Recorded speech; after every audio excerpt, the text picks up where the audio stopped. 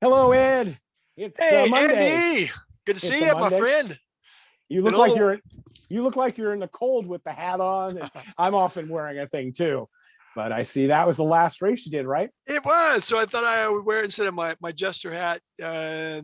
And actually, I've changed my schedule around to where I'm actually getting out like even before the crack of dawn, but before 4 and getting my Yeah. miles in. So, I have Oh no yeah. hair. So this kind of keeps my head warm.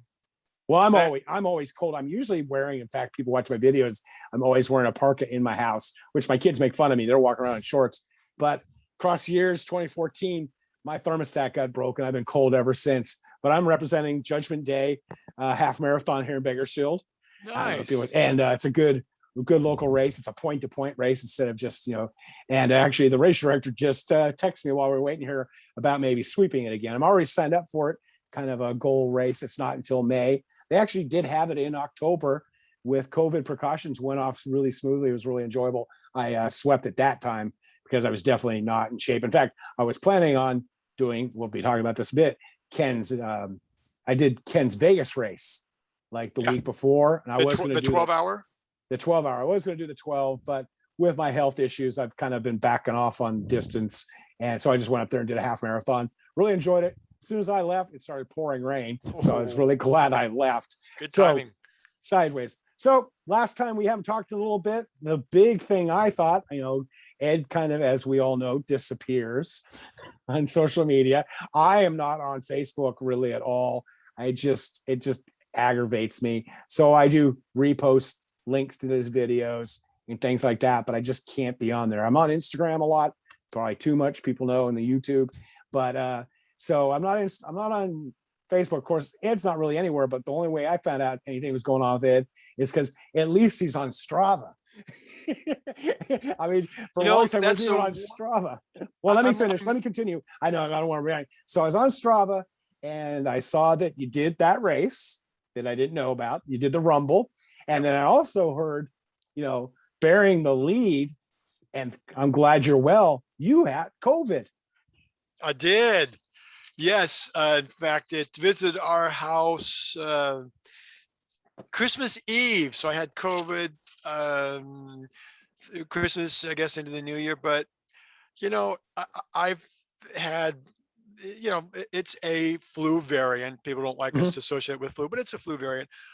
I've my whole life, I've rarely been sick at all, but I've Same had a here. couple flus, and this probably was the mildest of all the flus I've had. Mhm. But the one thing that really bothered me, I didn't have the loss of Mhm. taste or smell. Yeah. I had a mild cough, but I had this really weird, just like a nerve, like sciatica. What's it called? Yeah. Sciatic nerve. Yeah. Sciatica. Yeah, and it just was It's a pain in the really ass. painful.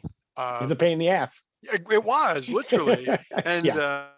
Martha had that as well. So whatever variant we had that, but we went and got tested just to know, okay, is it COVID or something else? And sure enough, we both came up Mhm. positive, and then week or so, whatever, 10 days later, we went and got retested, and we came up negative. So yeah, my whole household got hit with it, and we survived it. Now he may some most people know who the gesture is, but the we is of course the world famous. Who's the Go, go, we? uh, Your we is the world famous. world. Your crew person Oh, extraordinaire. Yeah, my wife, yeah. my wife Martha. We may have new listeners who don't know who we is. Okay. Okay. Yeah, Yes. My we is my family. So, well, when I say I have yeah, yeah. a household of like 6 people, so Hey, join uh, COVID. That's how yeah. everybody. So Yeah, there's my wife and I, yeah, and our yeah. son and our youngest daughter and her baby, Nice. and her her Yeah. husband. So yeah, it's the whole household got. Yeah, But I meant again, more like Martha. I mean, of course, I know Martha. the Yeah. others, Yeah. Yeah. but Yeah. Martha, if you've been in the ultra world and been to some of Ed's 190 more hundreds, she was often there, mothering everybody besides Ed. And so, so you got the COVID. Like Yeah. I said, my family managed to haven't got it. Me and Blanca have both been vaccinated. Actually, she gets hers last one Wednesday, her second one Wednesday. I get my second one on Friday. She got it because she's a government worker. I got it because I was door dashing. My 3 sons haven't got it, but they're young. So nothing, what, any other, besides before we move on, but with COVID, anything else kind of happened with it? No, The family was all good. just, yeah, it was good timing because it was through the holidays. So we were Yeah. able to, self quarantine, and, we would have been pretty much doing the same thing without COVID. I do find it amusing.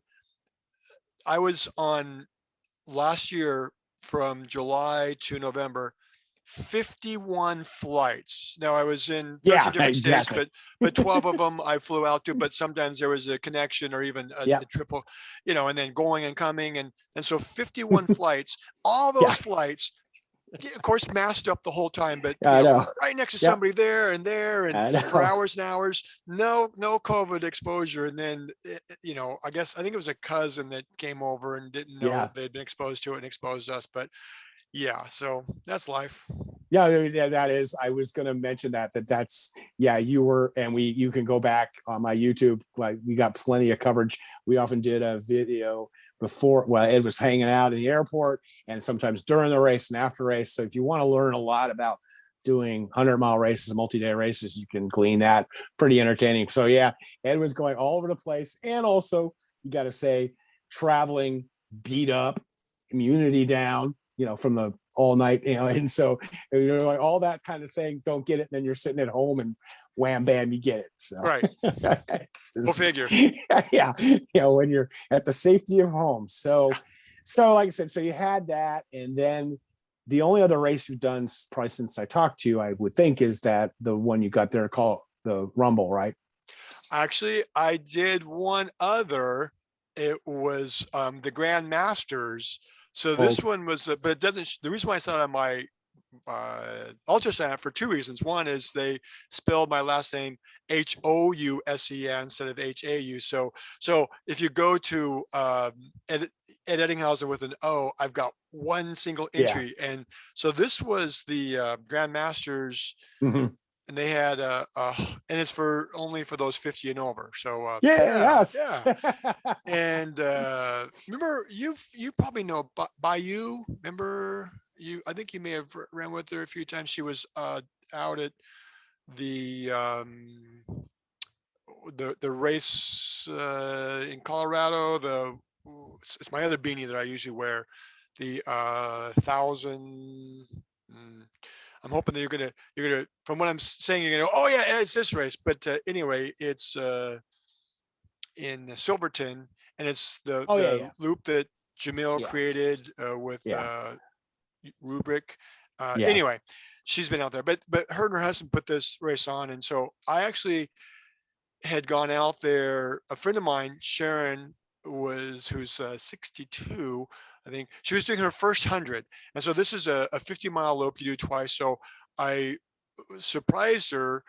Was planning to surprise her and go out there and catch her on the last part of her first loop, and then do the second loop with her. And my friend Tommy, who's her running coach, Tommy Lanetta, he had other athletes that he was supporting. Well, anyway, got out there. By the time I drove out there, it was past midnight, and went out on the course. Found Sharon. Came with her last few miles, and then Tommy met us and he said, "Hey, my other 2 runners dropped, and I can go out with Sharon if you want to do the race." I'm like, well, I'd love to do the race, but now it's 19 hours in. Now they have a 48-hour cutoff, so it's like that's doable. I could do that, but unfortunately, because I hadn't slept, and she came in Yeah. and took a nap, and so I just went straight out there. And the race director said, "Yeah, sure, we'll sign you up right here now."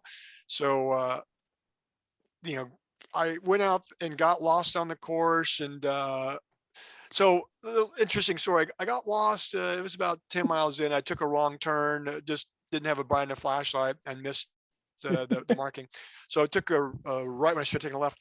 And luckily, I'd still be out there, except for it came to a dead end. It's like, okay, well, this can't be right. I turned around, but it was this fire road. And I found out there this cool little, ATV little flag Yeah. that they have on the Oh back. yeah. Now, what's cool about it is this was the morning of Super Bowl. And who won the Super Bowl? Buccaneers. Now this is a pirate flag, not a. Yeah, anyway, it It's just good like enough. was a premonition of what was about to come later on that day. That's awesome.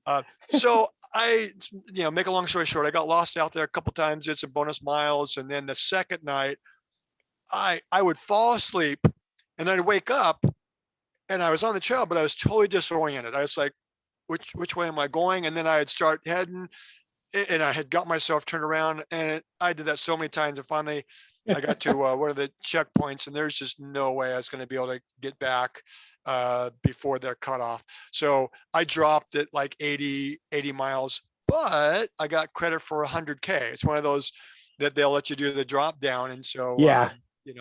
I got 100K out of it. So that was my last race. It was, to me, anytime I sign up for a race and I don't complete the distance I set out for, it's in my mind, it's a DNF. That was a 100-mile DNF. Now, luckily, I get credit for it being 100K, so I got something out of it, and I got even a buckle, 100K buckle, which is cool. But yeah, so that was my last 100-mile attempt, and I think it's important for people to know, even a guy like me who's done. I've been in over 200 100-mile races, but I get DNFs. I have races that, for whatever reason. I mean, now if I start this race on time, different story. I can do 100 miles in 48 hours. But starting it late, not having sleep, second night in a row, and to bring it back around to your podcast on the Barkley. I just cannot imagine what those people went through, because I Great was minds think on alike. an easy course. Yes. It had some rocks. I actually took a trip and took kind of a hard fall on my knee, and then decided, okay, I can just power walk the rest of it. I'm not going to, because it was my second stumble tripping while running. So Yeah. anyway, but I just cannot admit, I mean, okay, this is a course that I was on, well marked, mostly flat with some rocks, but no thorns, and no make your own way, and no books to find, and none of that, and no bad weather. The weather was perfect, and even with all those conditions, I still couldn't finish. I'm just blown away by what those people went through, and Well, Ed, it was really funny. We don't ever really prepare for these things, but I kind of jot down notes as you're talking, and I was going to joke going, yeah, and that leads us into Barkley, but great minds think alike, because I was thinking that, because I'm sure there's people out there going, the Jester should go do Barkley. He'd do great. He could blow. And it's like, no, the Jester gets lost on a track. I used to say I get lost going to the bathroom, but then a friend of mine just said something today that it's like, I'm gonna steal that. She said, I get lost in a paper bag. It's like, there we go. That's me. I get So definitely like watching the Barkley things, that Ed has the ability to go forever. He's not going to quit. But again, also, you're not that sure of foot in terms of, if you see the conditions, it's just, I live back east. In fact, I was telling people live out here on the West Coast, which I believe you pretty much your whole life have. I used to live in Georgia, a suburb of Georgia. I live in apartments. You walk 50 yards behind that apartment, spin you around 3 times, you don't know where the apartment is. It's called woods, and this is in Georgia. So those crazy woods of Tennessee. And it's also just crazy because even with all your accomplishments, the 190 plus hundreds and all the things you've done, the Badwaters, which is a brutal race.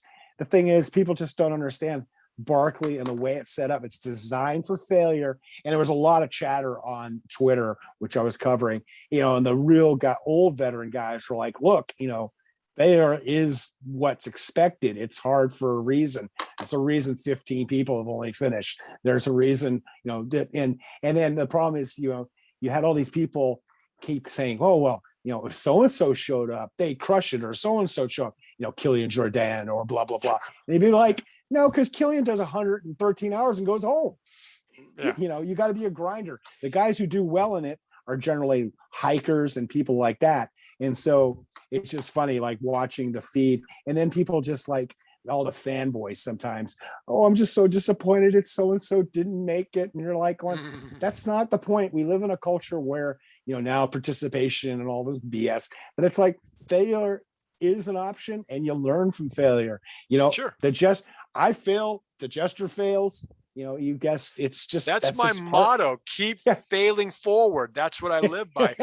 Yeah, I would go out and do Barkley just to have the experience Yeah. of, Oh of yeah. making it through one loop. If I could even possibly get through the 3 loops in the cutoff time on a Yeah. time when there's good weather, I Yeah. would be stoked. Do I have any inkling that I could finish the whole thing in 60 hours? No. I look at people like Jamil and Courtney and Maggie. I've ran with all three. Okay, I ran in races that all three of them have been in, and they've completely blown me out of the water. If they can't, get even through the fun run on time, and Jamil has done it multiple times, and that guy's done hard rock and other, and look at Courtney's done. It's like, no, no. But I would go for the experience of it for Yeah. sure, just to say Yeah. that, okay, I was there. I know what that, and a point of reference. Okay, compared to Barkley, because now I have a point of reference. People ask, well, how hard was that? Well, compared to Badwater, and every race is different because of various conditions, and even the same race, as you and I both know, the same race, the same course, ATY 1 mile loop, but year to year from Mhm. different weather conditions, or even that one where they had the pea gravel and they took it, Yeah. there's just so many factors that come into even your own personal, your health, My your my your head. your psyche, your Yeah. nutrition, and there's so many factors that all come into Yeah. play. Yeah. Yeah, definitely. Like I said, it just was fun watching that. And it's just, and it's also a lot of it has to do, and and it's no problem, new people coming in with enthusiasm and excitement.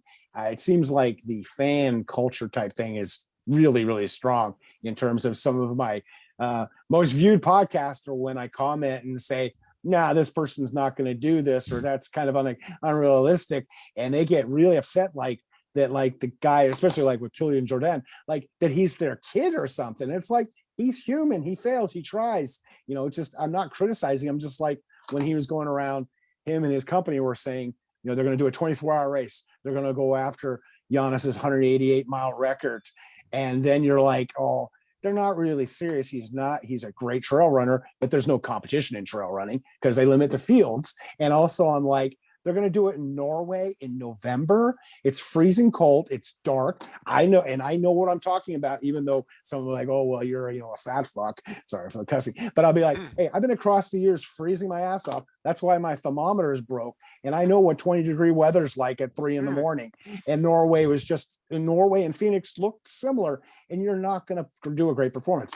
Giannis Kuros himself said it when he showed up at Across the Years. This is not a place for records. It's too dusty. It's too cold. Da da da da da. And so it's interesting so what I'm saying is, I love the people's enthusiasm, but you need to kind of like realize that like this isn't a perfect. The reason you do these things is because they're hard, because they're challenging, and failure is just what it is. In fact, I was just watching. I've been on YouTube a lot because there's some great content. North Face sponsors a ton of athletes, and they have Rory Basio, who's won UTMB, great lady. She was trying to run across Corsica, 117 miles. She's like, this is the longest I've ever gone, thousands of feet of climbing, just a total rock fest up and down this crest, basically. And, the video was 20-30 minutes long. Her girlfriends were there. Her sisters were there. She ran with all the local community. Corsica's a little Italian island. She ended up failing. She ended up not doing it. And she's like, and she's got this, one of the most amazing photos I've ever seen, where she won UTMB, 2,500 people in the race. You've run through the Alps, you run through all these small villages. When you finish, you run down this amazing, beautiful town village in Switzerland, I believe. And it's just lining the finish are crowds of people, the ancient old buildings. Imagine when we used to have crowds. And when she gets to the finish line, she turns around and puts her hands up like this, just out of celebration. It's the coolest photo because there's just all these cool, interesting European town folk. And so anyway, so that's what long-winded, but basically just really loved your take on Barkley. I would love to have you. This was the year to go.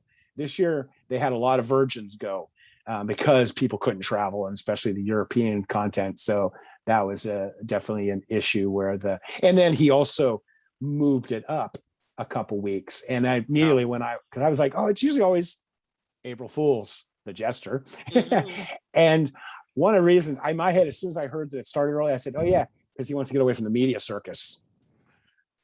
Yeah, Yeah, because it's gotten a little bit too much. So, sure. anyways, so that's our kind of our Barkley take. And you did the okay. Well, we didn't talk about the cold water rumble. So how did that go? It went well. When I finished, okay, so they do a really cool thing. Speaking of Jamil Curry, he's the you know one of the co-founders with his brother Nick of Viper. Actually, they bought out another race company, but nonetheless, Jamil is the head of Viper Running.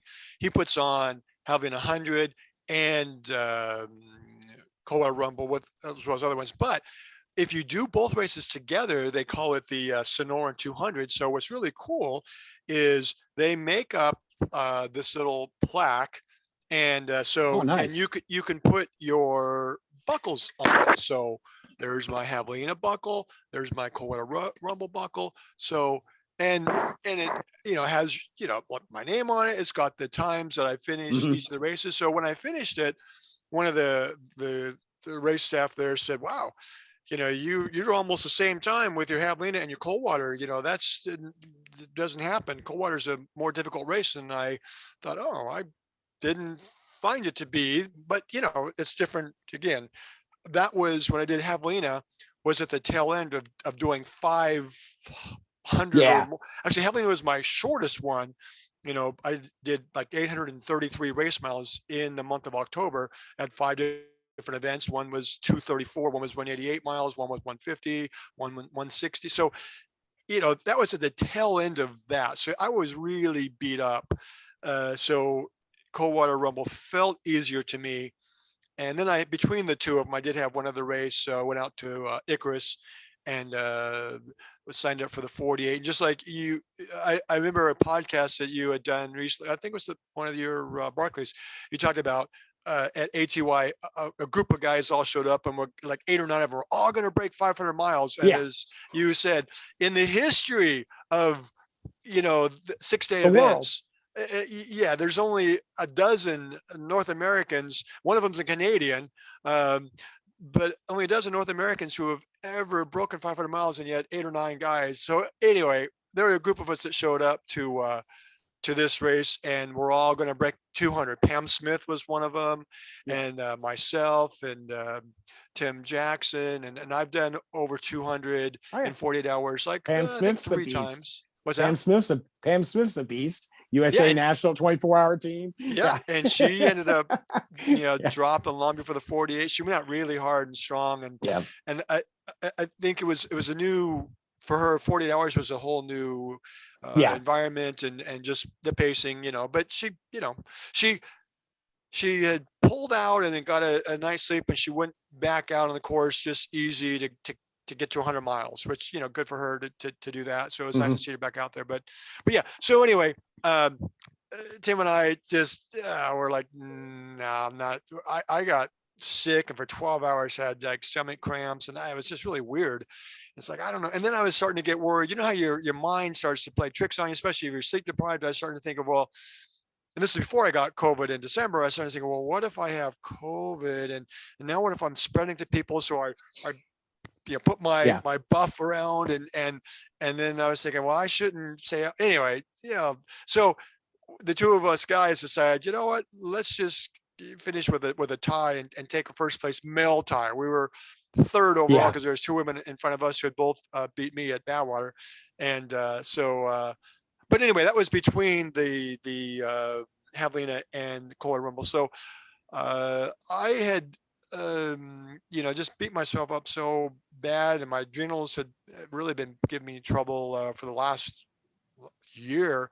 Yeah. So I ended up really kind of taking it easy and didn't do after my one attempt for 100 in February with the Grand Masters that I ended up doing the drop down. Didn't do a race in March, and just power walked for like from the first of the year until recently. Just every day I'd go out, I'd power walk, only a couple miles, just give my body a chance to really Yeah, you need an off. You heal. need an off season. See, I mean, I come old school, started running in high school, and we had off seasons. You had track season, you had the summer, you had cross country season, you had a winter. Of course, this year around the country, we're having track and cross country at the same time. Last weekend, they actually had the NCAA National Indoor Championships on the same weekend as the cross country because they're just trying to get it in. Speaking of the cold water rumble, it was very interesting because our friend Adam, I'm bringing him in. I thought Adam was, I brought him in as a guest thing. I thought Adam ran the cold water rumble, or that he was going to. And I was like, oh, that race is pretty miserable closing. So he actually was there, and I wanted to have him come in. So Adam, how you doing? Good. How are you? Oh, there you are. I couldn't see you when you talked. Heard your watched your podcast, getting your Western States entry ticket. Congratulations. Good for you on your 100K. Yeah, successful 100K. So that was great. We were both out at Javelina, but we had different start times. I was the final wave Saturday morning. And what was your start wave at Javelina? It was Saturday morning, but it was a different time. Yeah. I was like 7 or 7:15 or something like that. So I don't think we crossed paths at all. This I don't remember. I saw you at the top of the turn on the like mile 50. Okay. So lap 3. All right. Right. That'd be lap 3. And you were getting ready to come down the hill, and I had finally figured out what was wrong with my shoe and what was affecting I was getting like a nerve pain in the crook of my, basically like if this is my foot right here, the tongue was pushing on the front of my ankle, and I didn't realize what was happening until it was too late. So that right then I cut the tongue, but the Speed Goat 4s have this new tongue that's like a soft rubber, and it's too firm and it's really long. And so it was just poking there. And I mean, it was unbearable. It felt like, I thought I had like a stress fracture. Yeah. And I had something that somewhat similar to that at across the years. You wear, an anklet bracelet, timing chip. And I started getting it. It felt to me like a shin splint. And it's like, okay, I this is, kind of painful. I can't continue. It's just on one leg, and I ended up turning my timing chip in, and I was signed up for the 72 hour. This is before they had the 6 and the 10 day. 72 was their maximum distance. So got to 100, turned my chip in, and I was already there and decided, okay, I'm just going to hang out for the day and cheer people on. And so for basically 8 hours, I just sat, in a chair and cheering people. And my friend Michael Miller had something similar, and he talked to me. He said, Ed, I think it was the ankle bracelet. I think it was, I had it on too tight. So then I got up and started walking around. It's like, oh, wow, that doesn't bother me anymore. So I went back to Jamil and said, hey, can I get my timing chip back? And he said, of course, got it back, got back in the race. Ended up taking, I think, second overall in the 72, second or third, even with that big gap. But it's your leg in that area is very, very sensitive. And it's not like I had it on super tight, but it was just tight enough to do something. And of course, when I put it back on, I put it on loose. And from that point on, any race I do, and typically Mike Melton's races have that ankle timing chip, and with Jamil as well at the cross the year. Well, Mike Melton times it now, but yeah, I'm always cautious to put it on really loose so I don't have that. I haven't had that issue ever again since then, but yeah, so I can understand what you're talking about, having that really, I can tell, and you don't, if you've done damage or not, and so yeah. Yeah, and I didn't know what it was when it first cropped up. It was about like right after the first loop, or right in just about that time, mile 18 or 20. I had this dull pain, like it was shin splints, but it was on both shins, and I'm just thinking, how could I have shin splints? Like I was pretty well trained, and yeah, that's a beginner injury, not a a veteran injury. Exactly. And so I thought, well, I'm going to put on my softer shoes, and because I had some that were broken in, I put those on, and it didn't go away. And because now the kind of damage had been done, it was swollen. And so now the tongue, it's the same model, is pushing there. And those I had broken gradually. So I think the tongue was a little more pliable. But by the time I got up to mile 50, I cut it, but it was too late. The damage had been done. I couldn't, I just couldn't go on. So I finished the loop. I did 100K, but I was done after that. But the good news is you redeemed yourself and you went and got that 100K finish at the Black Canyon, which is the one yeah.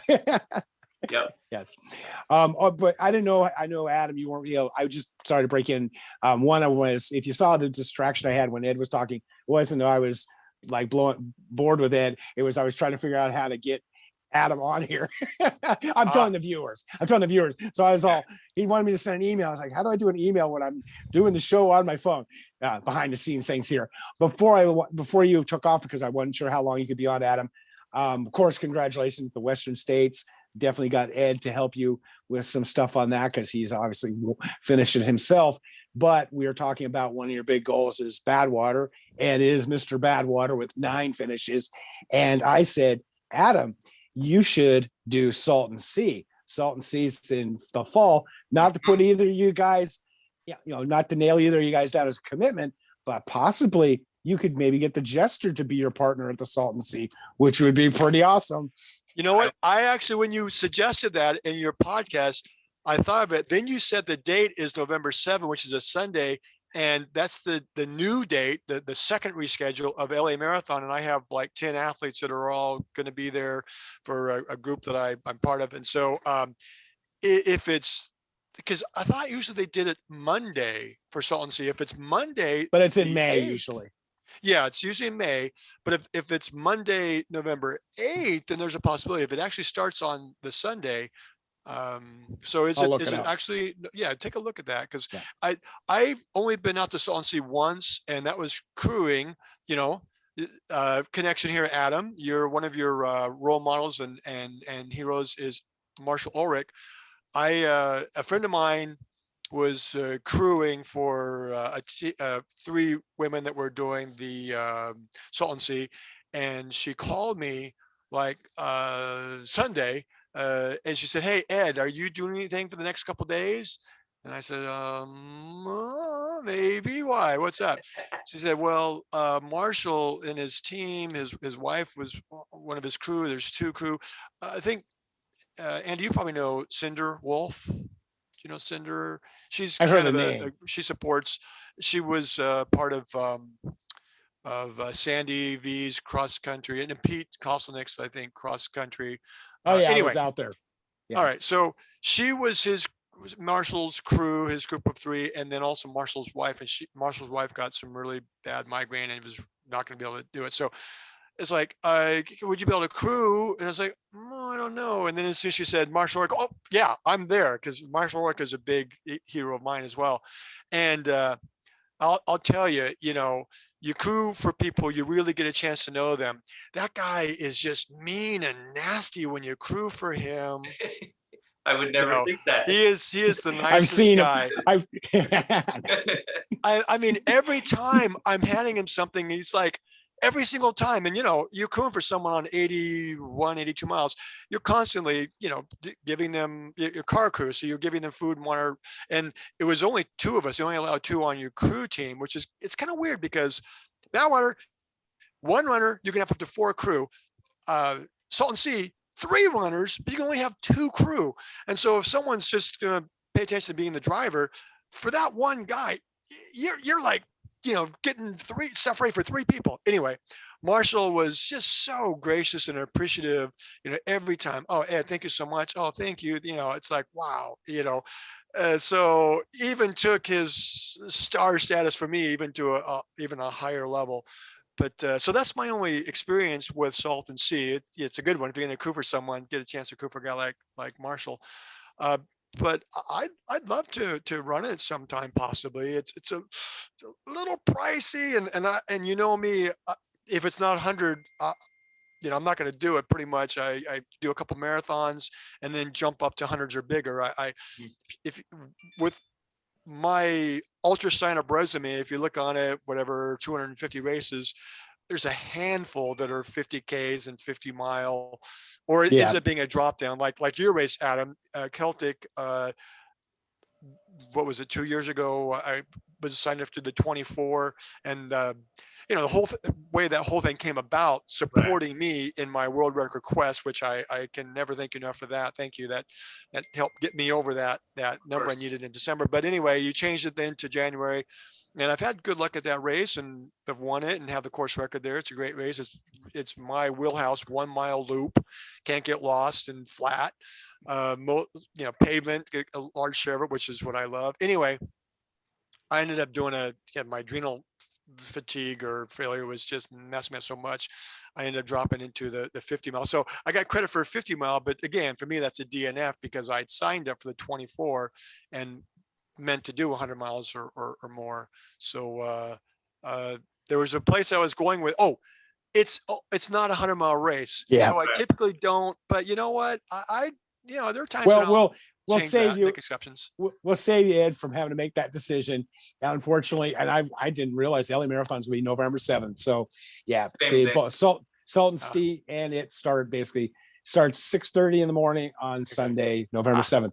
But maybe you can come out and see. You can drive down the Palomar Mountain and watch Adam and whoever he happens to be with going up that last 13 miles. So that'll save you from having to do just 81 miles. Okay. And I don't want people to think I'm an elitist here. I know. I won't I'm touch it. teasing. It's just for me, the way I look at it, even a marathon now, the cost of marathons nowadays, you could pretty much the same price do 100 or maybe a couple dollars. Well, it depends. If you're doing like Blue's a little bit pricey and Badwater is really expensive, but that's a different, horse of a different color. It's in its own league. But I figure if I'm gonna and like LA Marathon, it's a weekend commitment because you got to go to the expo the day before down in LA, get your bib, and then you like for me, I drive from home, but I'll leave at like 3:00 in the morning and drive out, and then and I stay till the last person comes in, so I'm there until the sun sets, and it's a weekend. If I'm gonna spend time on a weekend, I want to get credit for a 100-mile race. I'm trying to get the most in the world. So, well, we saved you by them being on the same date, but like I said, we just do this show off the top of our heads, and then of course it kind of segues into Badwater, which you did have some Badwater news of your own, right, Ed? I don't know what's that, Andy? About this year's race?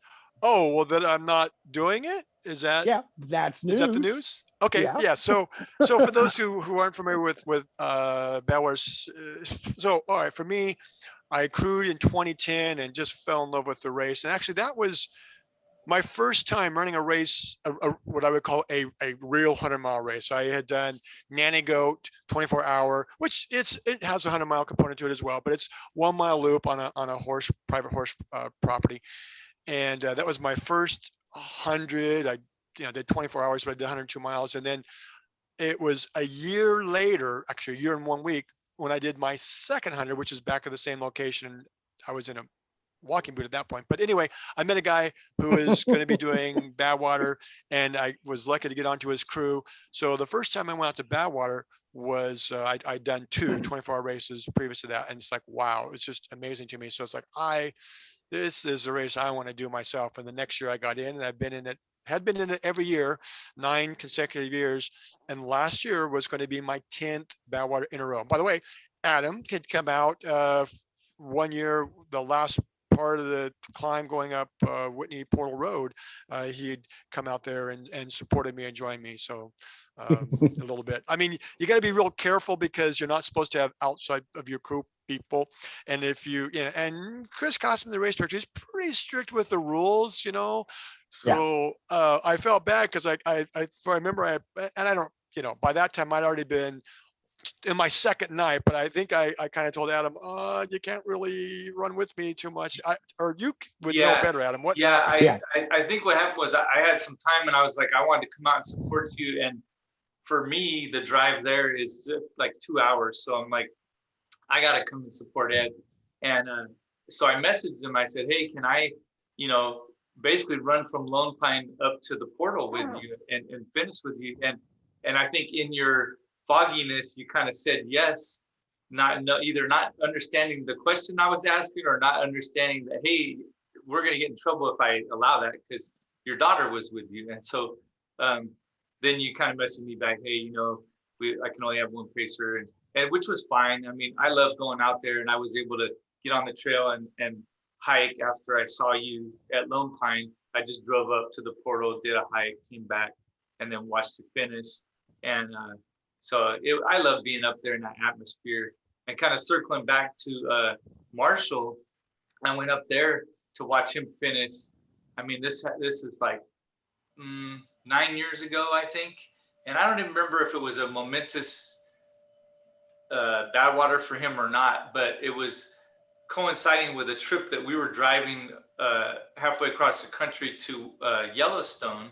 And right at the beginning of our trip, it fit to go and watch the end of this race and camp. And so we're making a family trip out to Wyoming, and we started it off with the finish of Badwater.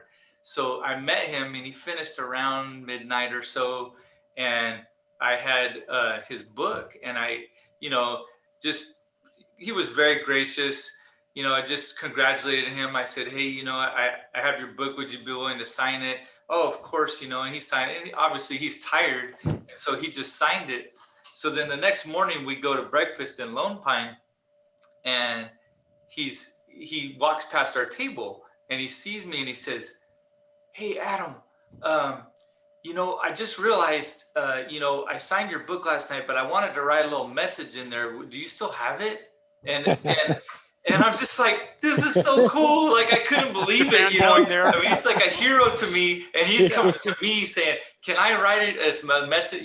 So I went out in the car and got it. He wrote a really nice message in there, and it was just awesome. He's a great person. He's such a cool dude, and he's so humble. The things he's accomplished. So the first time I met him was when I was crewing for my friend, Brian Recor, and this was in 2010. And I knew his story pretty much. I certainly knew about him having all of his toenails surgically removed. Crazy. And then, so I met him. His book had just come out, Running on Empty, and he was there signing it for the Badwater, the pizza party that we do the final night. Everybody gets together. So we got there early, and it was just a few of us, and then I also had this little thing I had him sign, and he told me, because Brian was telling him about how I'd done 100 miles, 102 miles in 24 hours in a walking boot. And he said, well, there's this whole group of people called centurions who actually, and of course, Andy knows about this because he saw Yolanda and who's our buddy? Anthony. Colorado. Anthony Culpepper do it at the Dome in Wisconsin, becoming new centurions, like the number 96 and 97 maybe. Anyway, in fact, I saw Anthony. He was doing one of the aid stations at Javelina, and he showed me his pin. That's that each person gets a pin for which number they are. Anyway, so Marshall told me about the centurion group, and he wrote on my thing again, like a fanboy. I'm like, hey, can I get your signature here? And he said something like "keep on power walking," and signed it. And it's like, and so I've got that. It's pretty cool. But yeah, he's a really, really cool guy, and very inspirational, and always willing to help any way he can. And then of course, one of your podcasts, Andy, you talked about how he had set the record for the winter Badwater 146, going from the Badwater Basin 282 feet below sea level up to what is Whitney, 14,500? Yeah, 14,500. Yeah, 14,500. So up to that, and doing it and even having to go there's I guess 2 routes, and Andy, you would know this, you've scaled Whitney so many times. I've one time, but there's a route that for mountaineers it's shorter but technical. And so Marshall, this summer he did his 30th crossing of the Badwater 146, and he did it about the same time that Harvey Lewis, who we know from the USA 24-hour teams, broke Marshall's record for the crossing. And so then Marshall this year, to raise money for Alzheimer's, and I'm blanking on it, but his good friend Mason, I think his name, on the Eco Challenges, has Alzheimer's and was actually doing the Eco Challenge race with Alzheimer's. So anyways, Marshall did a crossing, winter crossing, and he had some muscle issues, so he had to stop in Panamint Springs for a while. And then, of course, they went up the Mountaineers route, which is quicker, but also they had ice axes and crampons, and he had a guide. And it took him like over 6 days to do because he'd had some injury issues and stuff. So it's definitely pretty interesting. And it's so funny. I've never done a 3-person. I just realized like I can scroll over on the phone and now I can actually see Adam. I can see all 3 of you. I was only seeing who was talking, and no, great stuff there, guys. And of course, Adam got his Western States lottery ticket. He's got 1 ticket for this winter. Hopefully he gets in. And of course, he gets in. Definitely, I'm going to be part of it. And hopefully Ed will be able to be around in the area. And of course, Adam's ultimate dream and goal is to do Badwater sometime. And he's got to build his resume. And you've got the Jester here. So if he's definitely help you out with that stuff. And you got, I with my ADHD, I get sidetracked easily and I forget, the whole thing you're asking about is my Badwater history or my Badwater event. So last year I was supposed to do my 10th Badwater, and they weren't sure if it was going to happen or not. And then finally, when they made the announcement, like 2 weeks before, okay, it's on. And then like the next day there was an earthquake and a big rock slide on Whitney Portal Road, did some damage, but they were going to get that cleaned up. And then 10 days before Badwater, we got an email from race director Chris Kosman. Sorry guys, there was 1 positive case of COVID in Inyo County, not death, but 1 positive case of COVID, and they pulled the permit. And because Inyo County, that's where Whitney is, that was it. The race was over, and so what happened is he allowed those of us who had been signed up to have an automatic entry into either this year or next year. And I would be doing it this year, except it's not a decision that I can make by myself. I have a partner, and she convinced me that it would maybe be wise to put my auto deferment into next year, because what if we still don't know where things are at COVID wise, and what if it happens again this year? And unfortunately, that fee is forfeited. It's not, we don't get credit for, we have to pay over again, and it's a pretty expensive entry fee for that race. So it's like, you know what, I can't afford to do that 2 years in a row. So I'm sure by 2022, COVID will have done whatever it's going to do, and we'll be back to whatever the new normal is. So I'm really bummed, because it's going to be the first time in 10 years that I haven't been at Badwater. I might, if I can convince my wife, I might even see if I can go out and crew for somebody, because I'd love to, be a nice way to, give back and still be a part of the Badwater family. And so anyway, that's for me. It's no Badwater for this year. And it's kind of a bummer, because looking at the numbers, if I did it just right with the numbers coming up, Badwater, if I did it this year, could have been my world record breaking. Got some light in my eyes there from the shades here. But anyway, it could have been my 206-100-mile race. I'm at 196 now. I've got 3 coming up in April, and I could have worked it out to where that could have. But anyway, so such is life, and life goes on. Yeah. So that was. It'll still be a record when the summer comes around the following year. It just won't be that momentous one, but you'll have the record by then. Yeah. So hopefully by then I'll be, my typical 12 to 1500s a year. Actually 12 is kind of a light year for me if I do 1200s in a year. But anyway, if I keep at that schedule, so by next Badwater, it might be number, who knows, 215, 220. I love doing stuff with numbers. So knowing me, I would, if I saw the way it was going, I'd probably try and make it to where that was my number 222. Yeah, I just thought of that too. Yeah. So speaking of the quest to get to 200, I talked to you beforehand, and you kind of have a schedule and a plan for, and I think it's kind of good. What one's going to be your 200th? Nanny-Go, where it all started in 2009.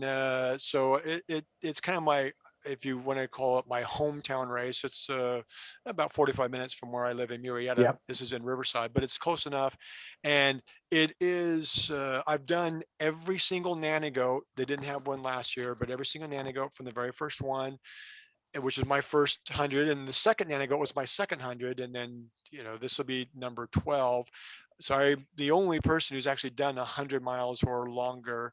My shortest actually there is 102, but over 100 miles at all of them. And so it's a good race to make that my number 200, and has special meaning. And I think it's local enough to where I can get some family and friends to come out and be a part of it. Plus it's 1 mile loop. So it's a great one for people who, typical 100-mile race, if it's a point to point or even a loop or even multiple loops like Catalina, they're 20-mile loops. So if you come out just to support somebody, you might not see them for 6 or 8 hours.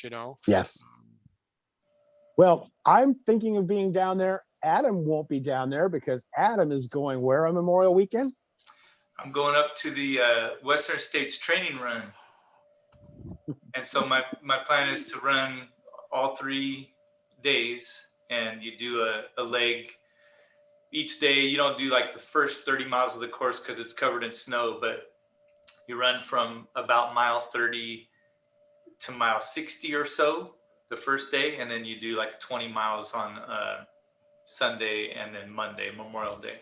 So it's 70 miles of the course over 3 days, and you get to see the course. And I figured, let's say I get in, which I'm hoping to. I feel lucky. I think it's going to happen.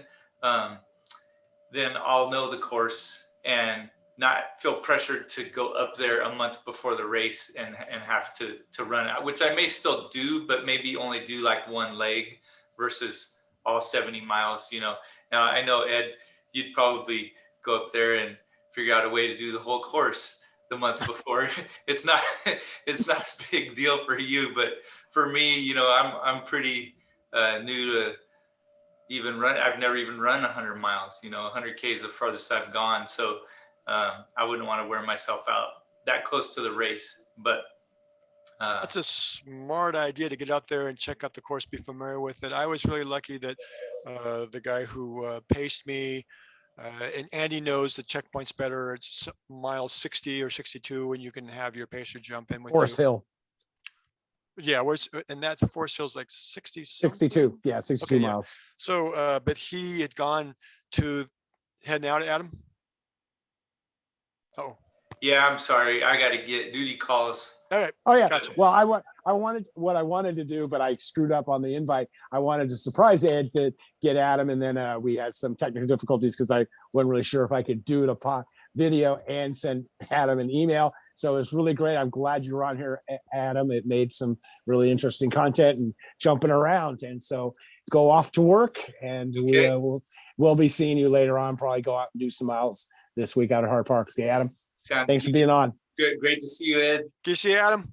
Talk to you. Congratulations again, Adam. So for me, Western States was a special number for you. It was my 123rd 100-mile race. I've only done Western States once. I've been in the lottery over and over. And I know Adam has 1 entry ticket, but there are people who get into Western States with 1 single entry. I think this year I'll be up to I don't know, 32 tickets, or I don't know where I'm at, but I've got a bunch of them.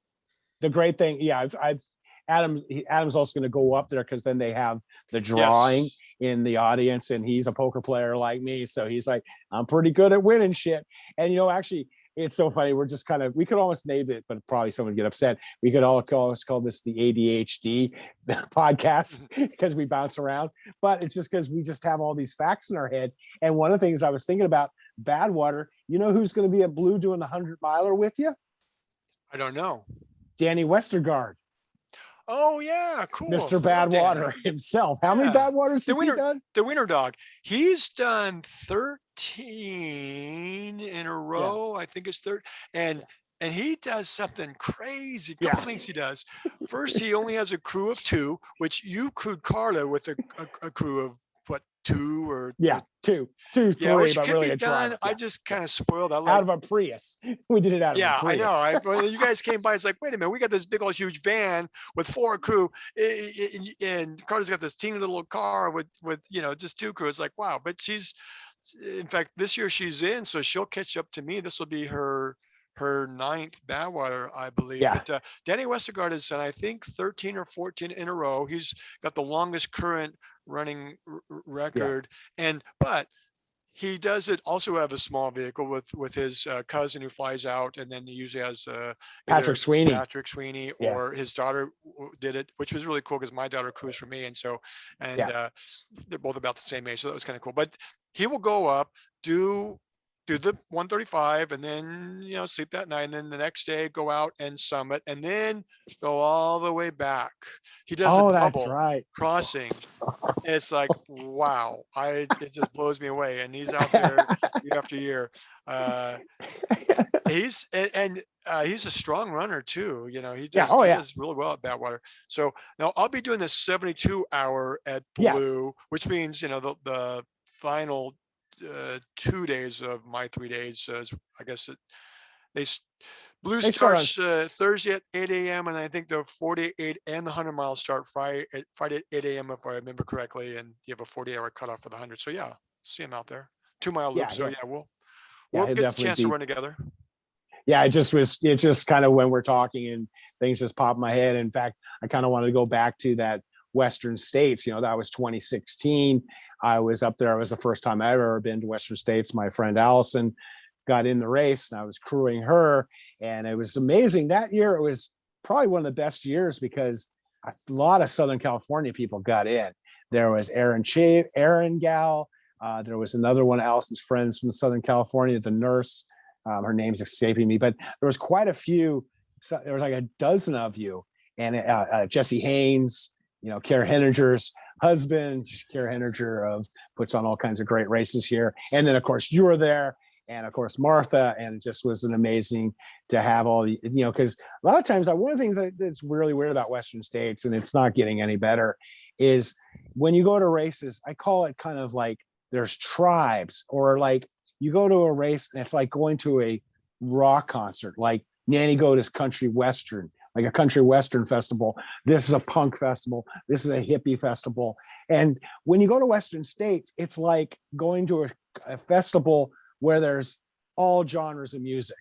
And so there's no real family community because you've got, all the Oklahomans are here for the 2 or 3 people that got from Oklahoma. And so it's really disjointed. I mean, it's just ours because we know so many people. And so when you're there, you're just like, who are all these people? I don't know any of them. And it's just not that kind of an atmosphere. It's just kind of, and everybody's more laser focused on their person and their thing. And so it just doesn't really have a vibe.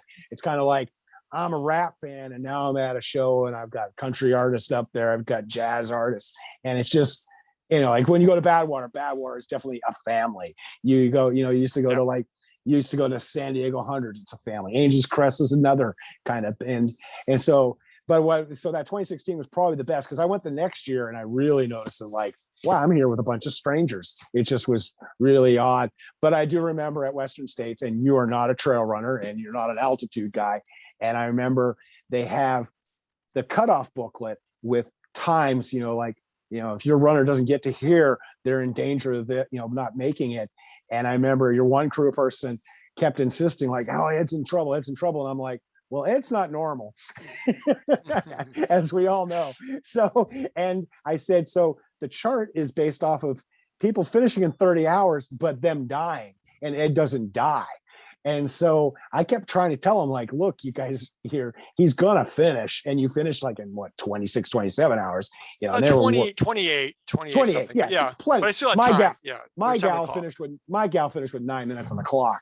And you were probably behind her at certain points of the race. But I just remember that. And I remember I felt so bad at Green Gate in the middle of the morning, going down there and walking up from the river with Allison and her pacer, and then it's the climb, the climb out of Green Gate back to your car is like a mile long. It's tough. And so I'd walked all the way to the river, walked up. It's 2 or 3 in the morning. I'm climbing up the hill, and I saw, because your poor wife Martha carrying tons of junk down to Green Gate, and me saying, Ed came in a long time ago. And she's like, and I helped her carry her stuff. But it's like, that's what's so crazy about some of these ultras, especially like, you go to Tahoe 200, they put a transponder spot device on you and you know where you are. Badwater did that once, which was amazing. Yeah. I don't know why Western states, it's the race. You've got all these people. Yeah. I almost like, if I had more money, I would do it. You get a hold of someone and say, look, I'll pay for the spot devices. You rent them. Like Tahoe charges you $10. You put it on and then we know. So like at Western states, Martha could be sitting in her car with an iPad at Denny's or whatever and go, oh, Ed is moving at 3.2 miles an hour. He's climbing and we can figure out when he's going to be in Forest Hill. I don't know why they don't do that. It's like, hello, it's 2021. I heard your podcast suggesting that, and I thought, what a great idea. When they did it at Badwater, I thought that was really cool it was amazing. because people could follow.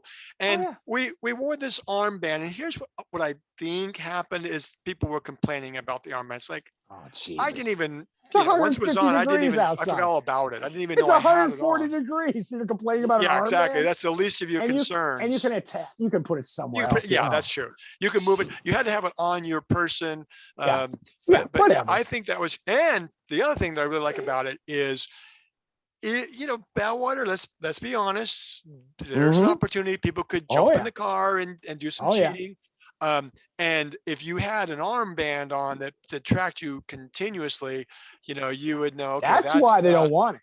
Because all of a sudden it's like that. Remember that fool who was running across America and he was doing like 500 miles a day, and he didn't have any devices, but he was dumb. And he did he was actually sitting on the back of the RV with the Garmin on. They were driving like 4 or 5 miles an hour. But the best part about it was some nerds were able to dig into the data, and it's showing that he was taking like 30-foot strides. So unless he was Paul Bunyan, he wasn't doing. I never heard that part of it. Wow. Yes. And besides Laz and them going out and busting, video evidence, you could dig into the data and it was showing, because like my watch does my stride count, my cadence. Well, the watch he was using, he should have had a shittier watch. The watch he was using was showing, so he was basically bounding in the air like he was on the moon. He was on the moon. Yeah, exactly. And so it's interesting how small world our Arta world is, that Laz, the race director for Barclays, he went out there and suddenly when he went out there, things just suddenly fell apart. Well, what's great too is I wasn't there. I don't want to be judgmental. No, the guy was supposedly doing 450 miles in 6 days going over the Rockies. Yeah. Wow. You've done 450 miles on a pancake flat course with Martha handing you food and drinks every mile. And barely gotten 450 in. Yeah. And you're American record holder in many of these events. So it's just, I call it like I see it. It's just like, it stinks to high heaven. And I guarantee you, Badwater, that's kind of one of the reasons. I guarantee you there's been shenanigans. Unfortunately, shenanigans galore. I was just talking about, I did a thing called the Redoables, which I'm hoping to do more of them. I just did one on Blue and talking about how I like, because Bill Simmons does a thing called Rewatchables, where they rewatch movies and they talk about them, and it's really fun. So I do a thing called Redoables, races I've done before, and here's what I like about it, and blah, blah, blah. But, I was talking about like how I won in 2016, and then the following year, Kelly Agnew ran by me and goes, the only thing he said to me the entire thing, hey, Andy, remember your course record? Well, now I own it. Because he's cheating. And so I guarantee you at Badwater, there have been people who have cheated a few miles, because supposedly you can like put a stake down and then come back. Right. Well, maybe you come back, you might not. So that's why they don't have the tracker. I really wish they'd have the tracker. In fact, I'd say I tell people all the time, and thank you guys all for subscribing. I had 100 subscribers before the Barkley videos, and I love doing those. It was a lot of fun. Now I've got about 250. I need 1,000 to get monetized. And if I get monetized, I'm going to put all the money back into the sport, obviously. I'd be selfish and buy myself entry fees, but I'll be covering the races. But one of the reasons I want to get monetized is because they monetize my videos anyways. They just keep all the money. But I always think if like I really blow up here, I will get spot devices and talk to race directors and let them use my spot devices in their races. I'd always want to volunteer for free. Sorry for ranting. I gotta comment on this. Following up what you said. I know the race director, and you know what? I don't.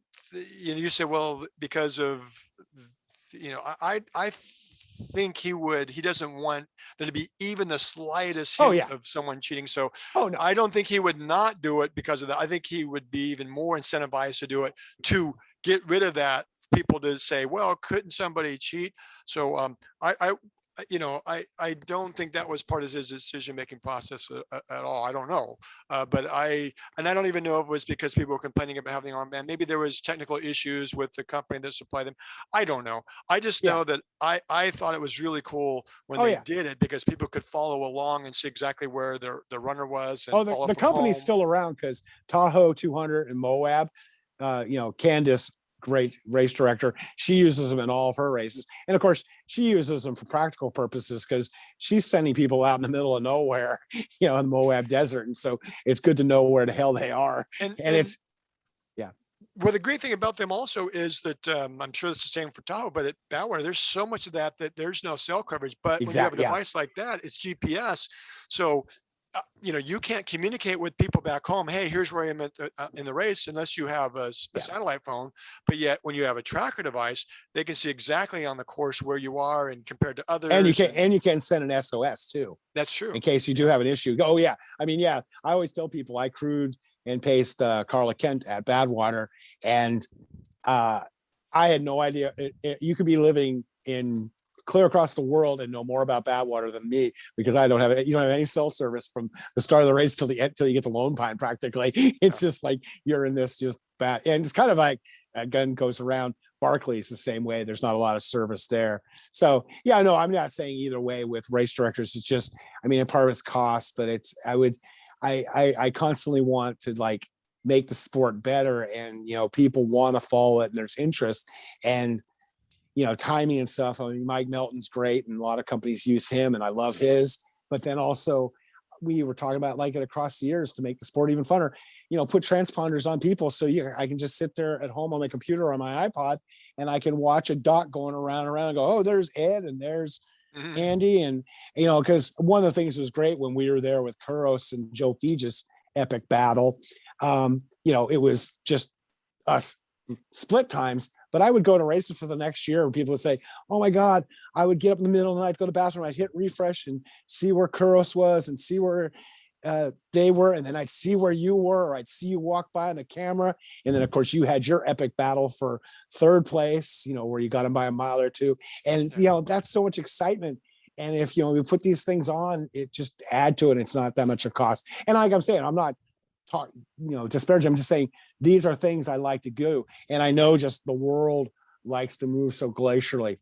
I started coaching in 2006 here in Bakersfield, California. And I was shocked. We were using like fax machines to do our entries. And we were using little stickers on cross country meets and popsicle sticks. And I was like, hello, it's 2006. There's a thing called the internet. There's a thing called athletics.net. I can go online. And so then I don't have to put in a kid's name. I don't have to write a kid's name on a fax every week saying he's going to do the long jump, the triple jump, and the 4x1. But that's what I was having to do. Well, if I had it on a computer, it's already in, Leon Jackson, long jump, 400. And also they save the scores. I talked about that. And I mean, yeah, maybe sometimes I'm a little bit abrasive, but I kept saying, why don't we use this? Why don't we use this? And you know what happened? Like 3 years later, they finally used it. I was like, I'm not saying I'm a genius, but I got in trouble. I actually got, because one time I said something where I said, about the poor secretary, the athletic director secretary, having to do all this work.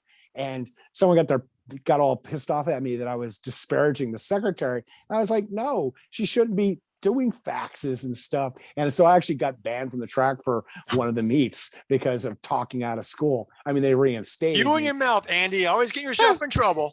But I'm speaking truth to power like a jester does. Well, see, jester can get away with it because I'm just this nice, easygoing guy, Yeah, but you have more of a vested interest, and I'm just more. In fact, but I had a mutual friend of ours the other day call me out of the blue and say, "There's this thing called Clubhouse, and it's really great. I think you should be on it." And it's actually this Clubhouse. What that is, it's just this weird, I don't really understand it, the value. So anyways, it's just like a group talking app, so I can me and you can host it. In fact, we ought to do one. Maybe we go on there and talk. You go on there, and then other people come in and listen to us talk, kind of like what we're doing right now. But you don't mess with all this crap. This video, which video is a pain in the butt, and then like Elon Musk does it, and all these people do it. And you can talk about topics, and I can let people come as a moderator. I can let you come in, and they can ask us questions You can and actually talk. come in and wow, I love that. Yeah, but it's strictly just audio. Okay. And so, and that's why I sent you the link, and we could try doing that. We can talk about it. It's supposed to be the next big thing. And this person said that, but anyways, he was saying, he goes, I think you'd be a natural at this. But then he also said, and he goes, and you like to just tell it like it is and pull no punches. And I go, yeah, people want to throw punches, which fine with me because, hey, but that's just how I am. I always tell people all the time, I'm like, look, I'm not that lonely distance runner trying to run away from things or anything like that. I was just a young man who got tired of sitting on the bench in football, basketball, and baseball, competitive. And I looked around and I went, hey, this running thing, if I win the race, I get to go to the next race. Doesn't matter who the coach is, blah, blah, blah, blah. Hell, I almost got kicked off my cross country team. So for talking, which is really hard to do because cross country is such a lowly sport because things weren't right. I'm people, but I'm not trying to blow smoke on it, but just saying. So I come at the sport more like with a quarterback, shortstop, point guard mentality, not and so, yes, I come across maybe sometimes abrasive, but a lot of times when I'm at races, and this, what I end up saying to race directors or to participants is what a lot of people in the race are thinking themselves. Like, man, the aid station's sucking this year, or boy, that guy's this or that. And I understand, and I don't mind being the person. And again, I sound pompous, but some other people have other agendas or different personas, or just, hey, chill, let's chill out like yourself. No, we need people like you because I'm the guy who I want everybody to like me, and I don't want to upset the race director. So even though they might have terrible food at the aid station, yeah, if someone asks me, I'll be honest with them privately. Yeah. If they say, how was that race? What was support like? But I'm not going to be the one to tell the race director, you really, your food selection was terrible. So we need people like you that are willing to tell it like it is and be honest and take the fallout because, there's guys like me that's like, nah, I don't want to rock the boat. And that also comes in, we talked about this, but that comes from your background growing up. Obviously, you had to be a little, you were a foster kid and stuff like that. So, you obviously came up a way different way. So, we all are creatures of how we were brought up and raised. True. And, and you just, that's just the way it is. And like I said, we just do these podcasts. It's just a conversation between the two of us, and we just go back and forth. And gosh, this one's been really great. I'm so glad I got Adam to jump in, and cool. I'd really like to do this on a regular basis. We were doing it kind of on a regular basis anyways. And you talk about how you want to do it on a regular basis yourself. We were doing it when you were doing those crazy races, but you also want to just, because you do disappear and so I really like to try and do this like on most Mondays and throw it up, and even jump in when, like I said, like with the Barkley, I didn't have any idea what's going on. And then all of a sudden Instagram popped up, Courtney Walters, like it's starting at 3 a.m. And I went,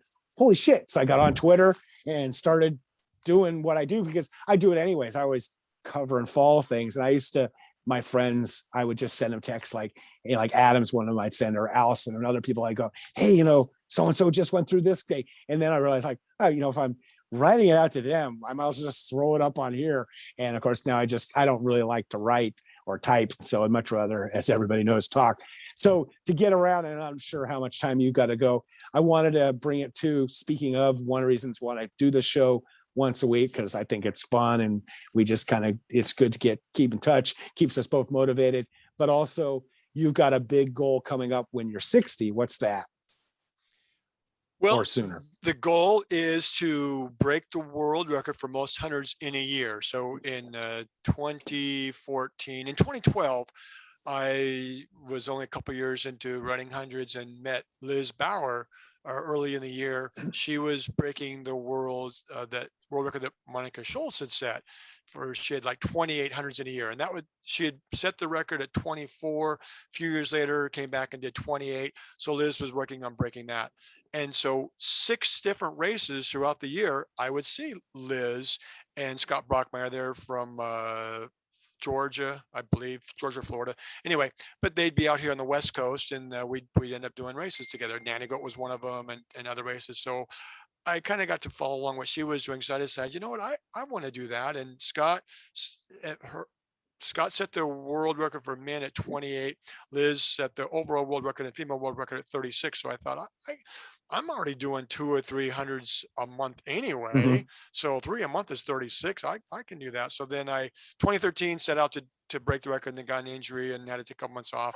And then started again in 2014, and so ended up doing 41.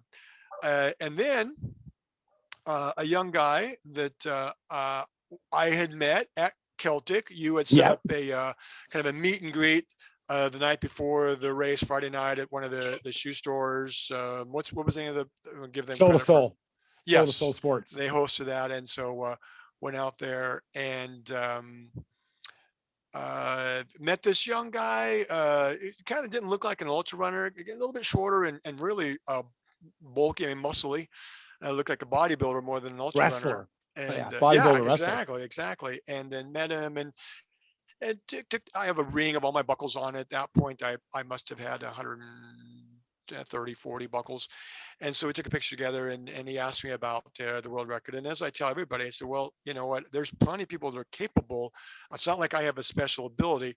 It's logistics. There's a lot of luck that you don't get injured. That's the biggest thing. Just be healthy for the next race. Doesn't matter if you're the last place finisher every time.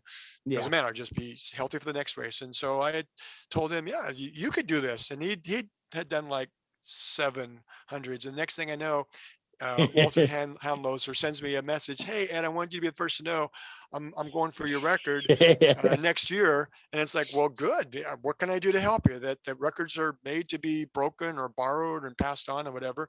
So he ended up doing, his goal was to do 52 for the year. He ended up doing 50. Obviously set the new world record. So my goal next year, I will turn 60 in August. So I would like to go for 60 100-mile race finishes in 1 year. Now, I know I'm capable of it. And that's part of the reason why in October I did the 5, all week apart. April, I'll do 3 all a week apart, a 72, then a 24, and then a 4-day, 2 of which I hold the course record on already. So I'd like to, win and break that record. And then the 24-hour, I haven't done their 24 yet. I did the 100K before when they had that. Anyway, so 3 in a row, and just to take that, and if I can get a win or 2 out of it, that'd be great. And then shop it for a sponsor, because there's no way I can afford to doing the 41. I lucked out because I got almost all of them here on the West Coast, and I had people that stepped up like you and Adam that put together a race, an official race, but put it together in December. So I'd have one more race, so it'd be easy to get to close by, and you gave me a comped entry, and but to do 60, the logistics of travel and all the expense, so I'd have to have a sponsor. But that is my goal in 2022, to try and knock out 60, just because it's my goal. My purpose in life is to help people fulfill their extreme dream. That's my name, Edwin. Extreme Dreamers Win.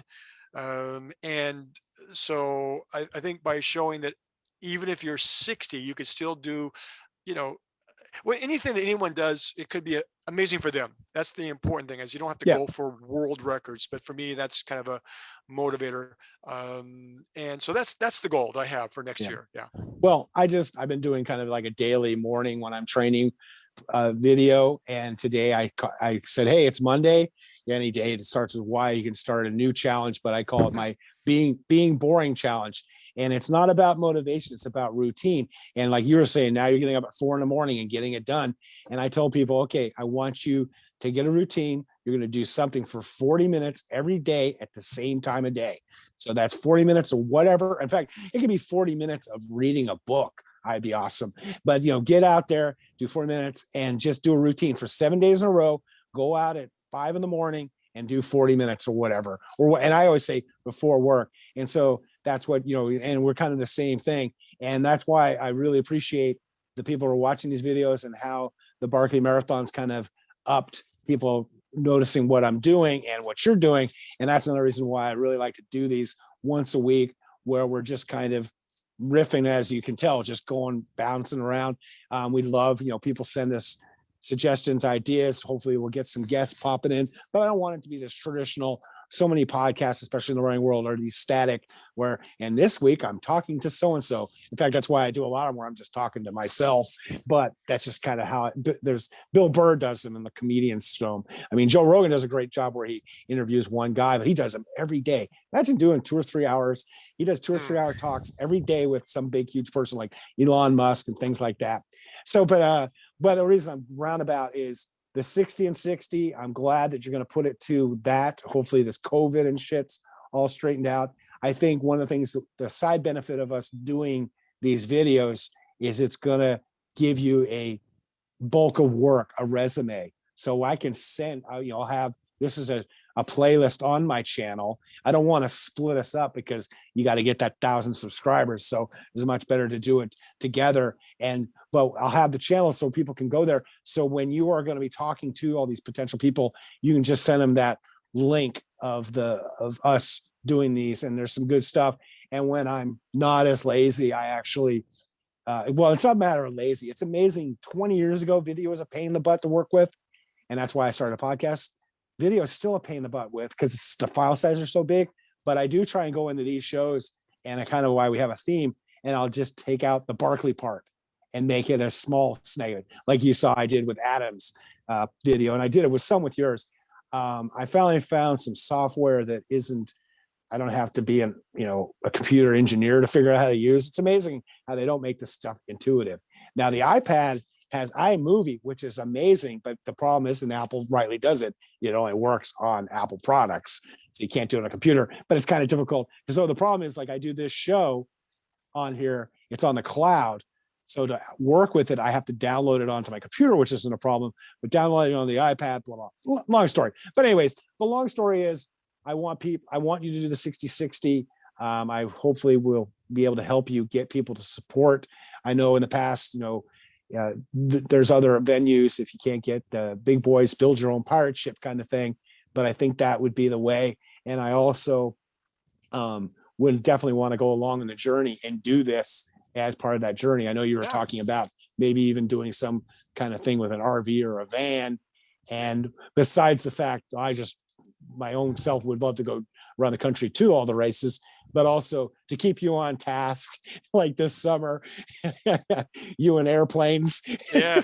And missing flights and I'll be your handler. I always said when I was coaching, which is kind of funny, when I was coaching in 2006, my oldest son was going off to high school, and the coach had been there for years, had left, and there's a young guy there coaching, and I was just hanging out. And then eventually he's like, hey, you want to help me coach? And I was like, yeah, but I've never wanted to be the head coach. I just don't want all that, but I love, and I always compare myself to MASH. I want to be Radar. Remember Radar? Yeah. He's always there helping out, Hawkeye. You can be Hawkeye. Yeah. I'll be Radar. I'll be the guy with the clipboard going, okay, yeah. What's that? And you had mentioned this before about like bands. They have the manager, the band members. They're the best musicians in the world, in their genre, but they don't know anything about keeping to a schedule. So the manager says, okay, you're going to this hotel. I need to see you at 8:00 tomorrow for our next flight, or to get on the bus. I'll handle everything else. You be here at this time. And that's kind of like, I need just Ed, go here, like Forrest Gump. Go that direction. Just keep running. Yeah. And so that's kind of the ultimate goal. And if anybody's watching this video, has a company that's interested in doing this and helping you out, I would love it to a point where both of us can go. We both travel cheap. My God, Ed, he sleeps in the cars before races all the time. And he doesn't even get big cars. At least when I rent a car, I get an SUV. He'll get like a tiny little clown car. Well, my Honda Hotel is my Honda Fit, but The name implies fit. I'm 6'2". If it says fit, then I should be able to fit in it. But yeah, I'll recline the seat down and just sleep in that. Luckily for me, I can fall asleep like that.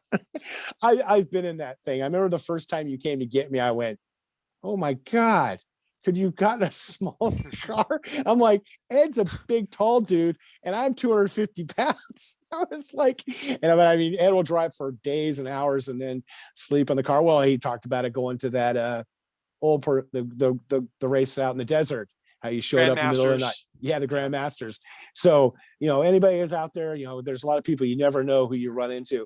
Always is amazing to me how the world, like I lived in Bakersfield, it's a small town. When I lived here, it was only 70,000 now. I still live here, but there's 400,000. But I remember just my small little world. And then I go down to UC San Diego and I'm meeting people from around the world. And then it dawned on me like, wow, I thought I was middle class, but wow, I was poor. These kids down here in UC San Diego, like one of my kids that I hung out with, his dad, was the biggest Christmas tree seller in America, or I actually dated this girl for a while. Her dad was the producer of Roots, and so but there's this whole other world. So there's somebody out there who might be watching this video going, I like what Ed's doing, I like what the JESTER doing. I'll just finance the whole damn thing. Oh wow, that'd be awesome. No, but I mean, but you just don't realize there's the ecosystem we live in. We're like, where we're trying to, this and that, and then there's somebody out there. So it's in the planning. We just got to put in more time, yourself. But I definitely want to go along the adventure, and I think, and hey, if this completely blows up, we could just use the YouTube money to finance it. There we go. I have no idea what that kind of money is, but blows up in a good way. Yeah. At first I thought you were saying if it just blows up and all goes to heck in a handbasket, but no, blows up and takes off. Yeah. Yeah. That's how the kids call it there. And like exactly. I said, maybe we will definitely look into. You said you went on Clubhouse. Did you sign up for the Clubhouse, or do you not know what you did there? I did. I think so. You sent me the invitation, and I believe on that. Yeah, I did, because it. Because I looked for you and I couldn't find my phone number in. I used that. Oh well, I'll have to go and look again, because I did put my phone number in, and I thought it had said that I was in, but I'll check it again. But yeah, that would be. I like that format from what you explained. It sounds like that. Yeah, we'll try and do something like that, and we'll send it out. So, okay. Well, I guess I've had you we usually get about a little over an hour and a half here. And I think, I'm sure you're doing are your CPR stuff going? Yeah, it was during COVID, because I teach almost exclusively to dental offices throughout Southern California. So when they shut down last March for 2 months, I was out of business. I'm self-employed, so thank goodness things opened back up, and so no, it's back to normal now. But yeah, I've got my CPR training business, and that's it's funny because people know that I do a lot of racing. They will ask me, and I'm older, are you retired? It's like, heck no, this is just a hobby I do on the weekends. I'm a working stiff like all of you, I got to make money still. But which I think, and that's another thing I think people, need to understand and know. And that's what's great about this whole format. So what are you off to do? What do you got today and this week ahead of you? You got any kind of plans you want to share that, or anything's going on, or just working? You know what? I have a group that I co-founded. It's called Thrivers, and it's basically a mastermind group. It's open to anyone. We meet early in the mornings, and it's kind of a cool group. It's actually what got my schedule rechanged, because I've learned is having ADHD that I grew up in a very, very strict upbringing in foster care, but I got to give my mom credit. She ran a tight ship. She had a very strict routine, and I didn't realize it at the time, but with ADHD, that's what's really important. Stick with a routine. And I'm self-employed, so I set my own hours. I have schedules to meet with my dental office clients. But other than that, it's setting up my own routine. I've not really done that, and I found that I just work best with that. Like getting up, early in the mornings now. I've got a little bit of a running streak, and it's been the hardest thing for me to do is keep a running streak going for any length of time, because if I don't feel like it that morning, I'll run, tonight, and then I don't feel like it, I don't get out, and that breaks my streak. But now, getting it done and not out of the way, because I enjoy it and it gets endorphins flowing. It's a lot of health benefits, but getting it done early is such a good feeling. And so it's my routine. I've gotten to where now I'm working, and my wife is much happier that I have a schedule. In fact, for me, I need to work in you said 40 minutes. It's kind of the same way, but I work in 15-minute blocks. Like when I coach some people, I tell them 15-minute blocks. You have 96 of those in a day, and most of them, or a bunch of them you spend sleeping, but the ones you have, schedule your 15-minute blocks. Now it might be that you're going to go out and do it 3 blocks for your 45-minute run. That's fine. But if you can at least get started running, if you've never done it before and you're thinking about a marathon, don't think about 26.2. Think about get started 15 minutes, do that consistently, then move it up to 30 and start to build it up. So I'm working on my Thrivers group. If anybody's interested in learning more about that, get in touch with me through Facebook, or I guess that's probably the best way. Send me a link so I can put it in the show notes of this video. And so you kind of going back to that whole thing about the routine and my being boring challenge. And yes, obviously it makes sense with the ADHD, and it's also, there's a great guy named Jocko Willett, former Navy SEAL. He's on Joe Rogan all the time. And he always says, discipline equals freedom. Having a routine, having discipline, just saying, get up. And I have people go, I can't get up at 5. And I go, well, go to bed at 9 or go to bed at 8. Don't sit there watching TV or other bullshit. That's what I found too. I go to bed at 9 o'clock, which I thought, well, what a boring guy I am. Go to bed at 9 o'clock. You know who goes to bed at 9 o'clock every night? Lots of successful people. Think Super Bowl. Yeah, Tom Brady. Tom Brady goes to bed at 9 o'clock every night and sleeps for 8 hours. I don't get quite 8 hours of sleeping because I get up a bit earlier than he does. But it's like, okay, if Tom Brady, who's got this, 21 years, of Super Bowl and 43, oldest guy ever been in the Super Bowl and 7th win, and he doesn't even look like he's aged at all. Well, that's got to be part of the secret. He has a routine, has a schedule. He goes to bed at 9 o'clock, and at 8:30 he shuts off all his devices, so he gets 30 minutes to clear his mind, and then he's in bed by 9 o'clock. How boring! But yet, look at the guy, multi-millionaire. That's my whole thing. Be boring.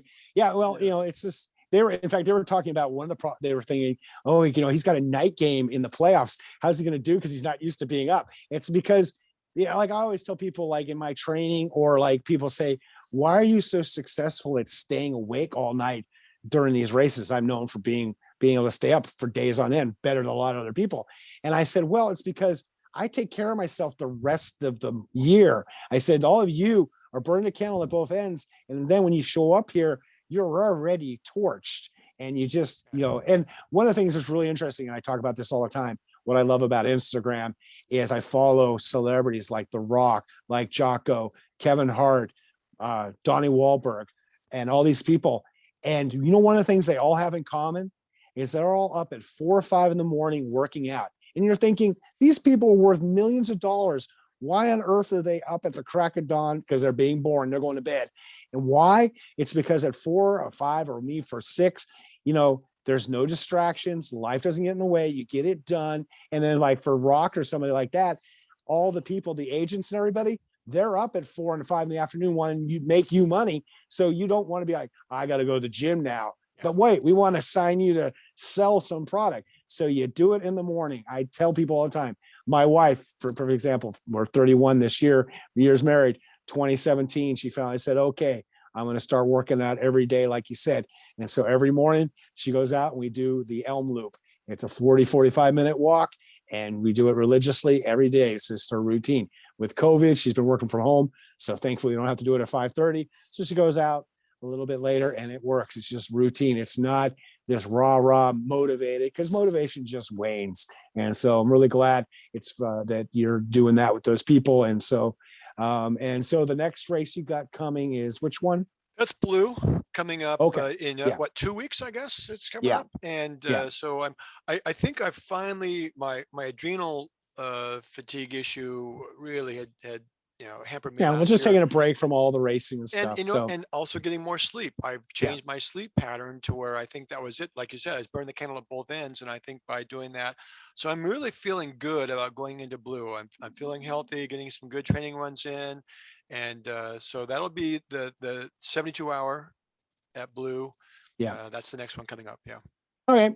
And then I'm going to definitely try and show up. I talked about it before, probably not going to come to Blue. I'm really, after this whole health stuff, trying to limit my craziness. And just also 2019, before I had the health issues, I was really just mentally, I mean, I dropped out of Blue in a 72-hour race halfway home. I was like, I'm done with this. And then dropped out before even 100K in the 6 day. And so I'm just trying to kind of get my head back into the game. And so I've got some commitments during the Blue weekend that I signed up for way in advance before I knew if it was actually going to happen.